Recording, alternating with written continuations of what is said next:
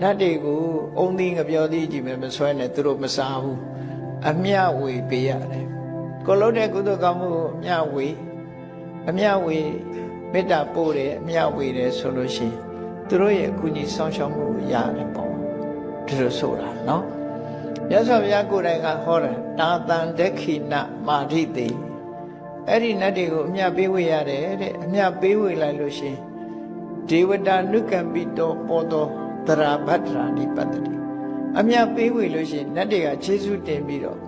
မိခင်ဖခင်ကသားသမီးကိုစောင့်ရှောက်တယ်လို့နတ်တွေကစောင့်ရှောက်တတ်တယ်ဒါပေမဲ့လို့အိမ်မက်ပေးပြီးစောင့်ရှောက်တာမဟုတ်ဘူးအစဉ်ပြေအောင်ခုလိုကိုမသိပေမဲ့အစဉ်တပြေဖြစ်အောင်လုပ်ပေးသွားတယ်ဒေဝတာနုကံပိတောပေါ်တော်တရာဘဒ္ဒရာနိပတ္တိနတ်တွေရဲ့စောင့်ရှောက်မှုခံရတဲ့ပုဂ္ဂိုလ်ဟာဘဝမှာအစဉ်ပြေနေတတ်တယ်ဒါကြောင့်မို့လို့နတ်တွေကိုမြတ်တမ်းပေးဝေရတယ်အာကတထသဗ္ဗမထဒေဝနာဂမဟိဋ္ဌိကာတေပိအမေနုရခန္တုအာရောဂေနဒုက္ခိနာသာအာတနာရိယတုတ်ကောင်းကင်ဘုံမှာရှိတဲ့နတ်တွေမြေပေါ်မှာရှိတဲ့နတ်တွေတကူရှိတဲ့နတ်နဂါးတွေငါတို့ကိုကျမ်းမာအောင်သက်ရှင်အောင်ဆောက်ရှောက်ပါစေဆိုတာကုသိုလ်ကောင်းမှုတွေကိုအမြတ်တမ်းပေးဝေပြီးတော့အခုလိုမေတ္တာပို့တယ်